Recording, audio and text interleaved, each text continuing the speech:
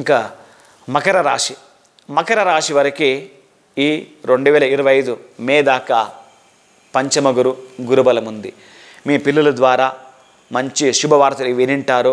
అంటే ర్యాంక్ వచ్చింది కాబట్టి, మీరు అనుకున్నట్ల సబ్జెక్టులకి వాళ్ళు వెళ్ళింది కాబట్టి ఇవన్నీ కూడా మీకు ఖుషి ఉంటుంది. ఆ తర్వాత మీకు సంబంధించిన పిల్లలకో, మీకు సంబంధించిన మనమడులకో, ఎవరికి రాశి వాళ్ళకో, వాళ్ళ కుటుంబంలో అయితే ఒక శుభవార్త వినింటారు, ఖుషి ఉంటుంది కూడా. చాలా చాలా విశేషమైన మీరు ఏమంటారు గెలుపు, ఆ గెలుపును మీరు తీసుకొని ఉంటారు. అత్యంత ఆనందదాయకం మీకు అన్నీ కూడా ఉంటుంది కూడా. కానీ మీకు 7.5 ఉండింది ఇప్పుడు. ఆ 7.5 ఇంకా కూడా మనకి మార్చి దాకా ఉంటుంది. మార్చి తర్వాత మీకు వదిలిపోతుంది. ఎప్పుడైనా శనిశ్చరునికి ఒక మెసేజ్ ఉంది, వదిలిపోయేవాడు మనకి ఇచ్చిపోతాడు అంట. మీరు ఏమి కోరుకుంటారో అవన్నీ కూడా ఇచ్చిపోతాడు. మీరు రాసి పెట్టుకోండి, అవన్నీ కూడా ఇస్తాడు. కానీ జాగ్రత్తగా మీరు ఎవరైనా కానీ దూషించడం కానీ సల్లదు. ఏ కారణానికి కూడా మీరు దూషించకూడదు.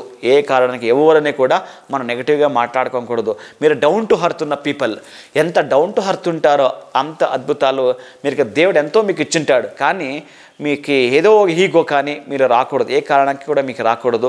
ఇంకొకరిపైన మీరు జలస్ ఫీల్ అవ్వడం కూడా కాదు.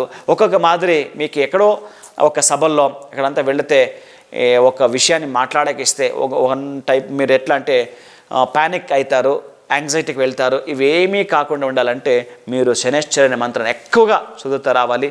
గురుకి సంబంధించిన మంత్రాన్ని మళ్ళీ చెప్తూ రావాలి. ఆ తర్వాత నువ్వుల దానము ప్రతి సాటర్డే అంటే ప్రతి శనివారము శ్రీనివాసన గుడికి వెళ్ళి తులసితో అర్చన చేయించడము.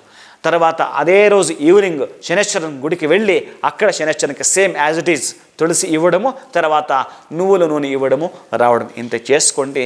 మళ్ళీ చూపించండి మీకు ఎన్ని సమస్యలు ఉన్నాయో. సమస్యలు డే బై డే తగ్గుతూ వస్తాయి. ఖుషి ఉంటుంది, ఆనందం ఉంటుంది. శుభం భూయాత్. మంచిది కానీ.